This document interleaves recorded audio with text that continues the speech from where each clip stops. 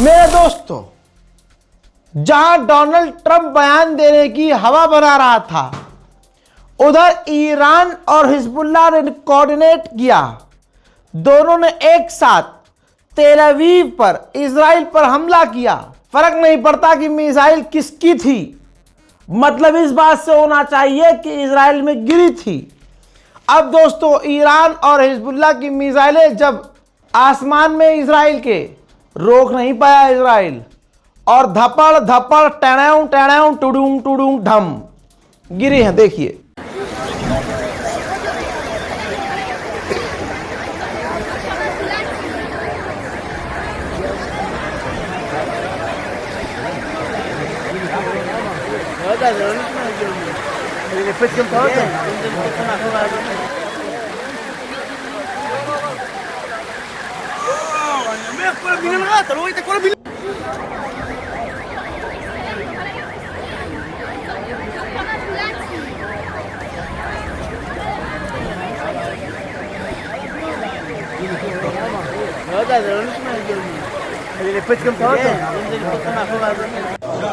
ولا وشو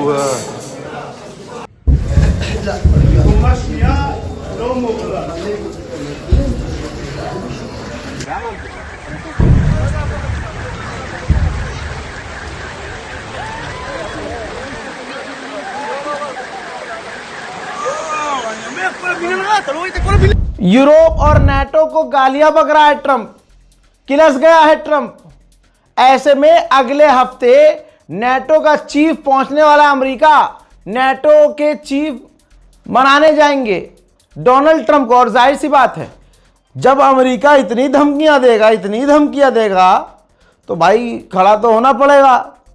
लेकिन अब एक हफ्ता इंतजार करना है कि नाटो अब जाकर डोनाल्ड ट्रंप से क्या कहता है। हजरत अटॉर्नी जनरल पैम बॉन्डी, जो ये समझ लीजिए आसान भाषा में बहुत बड़ी जज हैं अमेरिका की, ये सुनवाई कर रही हैं डोनाल्ड ट्रंप की एप्स्टीन फाइल पर। खबर ये आ रही है कि डोनाल्ड ट्रंप इस अटॉर्नी जनरल को चेंज करने वाला है, क्योंकि वो औरत है, महिला है, महिला के दर्द को समझ रही है और ट्रंप फंस सकता है। फाइलें बार बार लीक हो रही हैं, तो आप समझ लीजिए कि ये वॉर क्रिमिनल, ये गंदा आदमी, इसकी औकात इतनी है, बिल्कुल हमारे देश की तरह हर चीज से खेल रहा है ये। जज चेंज कर दिया, अपने मन का जज लगा दिया, लेकिन टाइम इसका आ चुका है। ट्रंप पूरी दुनिया में जलील हो चुका है। और इराक में कुर्दिश लड़ाकों के ऊपर, अमेरिकी प्रॉक्सी के ऊपर ईरान के समर्थक लड़ाकों का हमला।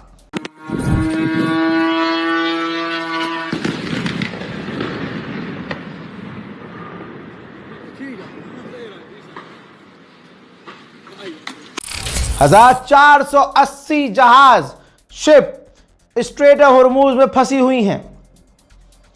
ईरान के परमिशन का इंतजार कर रही हैं। ब्रिटेन की भी लंका लग गई है। अब ब्रिटेन के प्रधानमंत्री सामने आए, उन्होंने अपील की है पूरे मुल्क से और मुल्क वासियों से कि ट्रेन पकड़ के घर जाओ भाई, इलेक्ट्रिक गाड़ियों का इस्तेमाल करो, ईंधन हमारे यहाँ नहीं है, फ्यूल क्राइसिस से हमारा मुल्क जूझ रहा है और स्ट्रेट ऑफ हॉर्मूज बंद पड़ा है।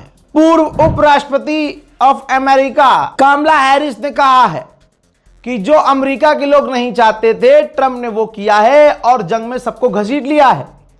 और इस दौरान अमेरिकी लोगों के लिए ट्रंप कुछ नहीं कर रहा है।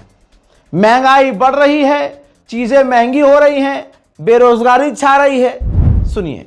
Hey everyone, so I'm not going to be able to watch the president's address tonight, but here's the thing.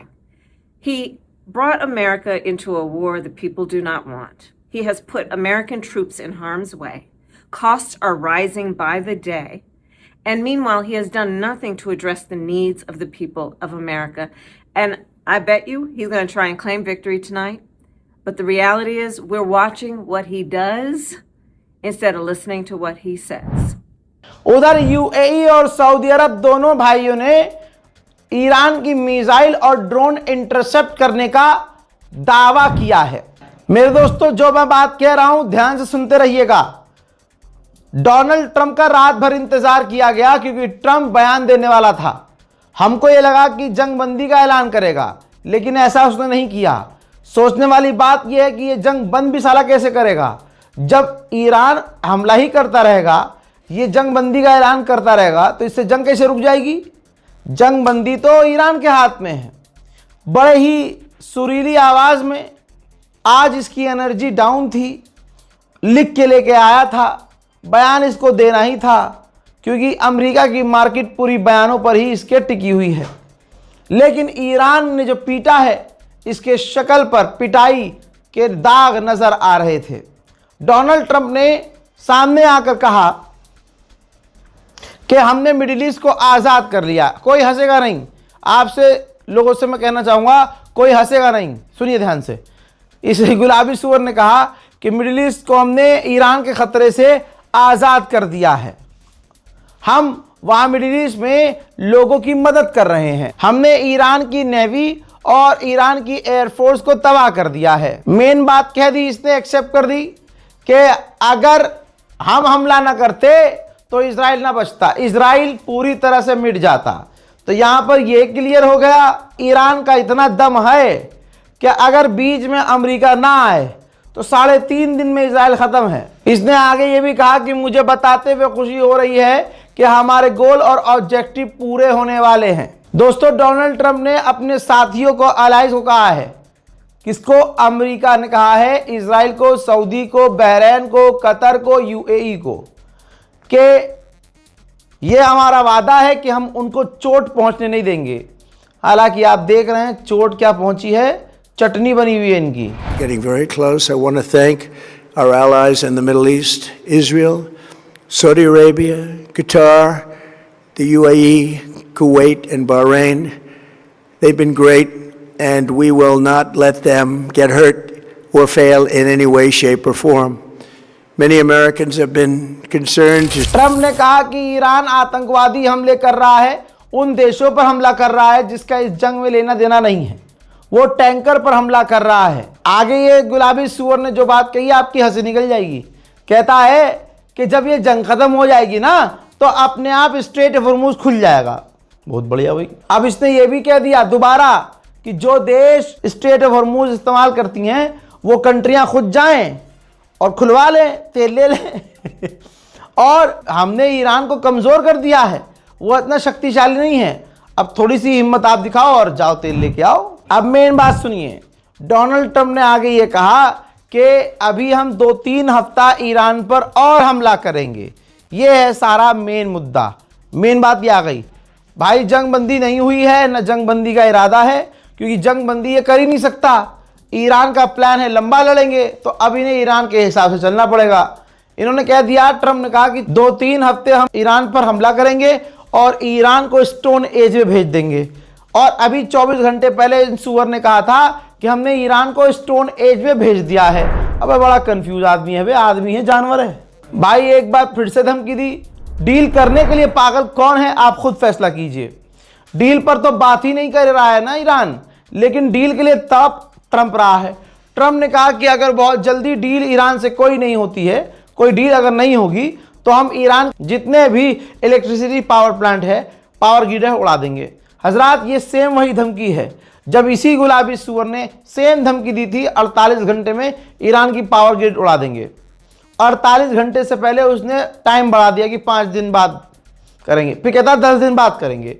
तो ऐसे ही आड़े तेड़े बयानों की वजह से आज अमेरिका की कंपनियां, अमेरिका के लोग खुद डोनाल्ड ट्रंप पर भरोसा नहीं करते। मैं दोस्तों जबरदस्ती अपनी तारीफों के पुल बांधता हुआ, एक तरफा इसने बोला कि हमारे पास सारे कार्ड, सारे ऑप्शन मौजूद हैं, हम उनके ईरान के तेल को तबाह कर सकते हैं, हमला कर सकते हैं, और वो हमारे साथ कुछ नहीं कर सकते। मेरे दोस्तों, ये सारा पैतरा उल्टा पड़ गया।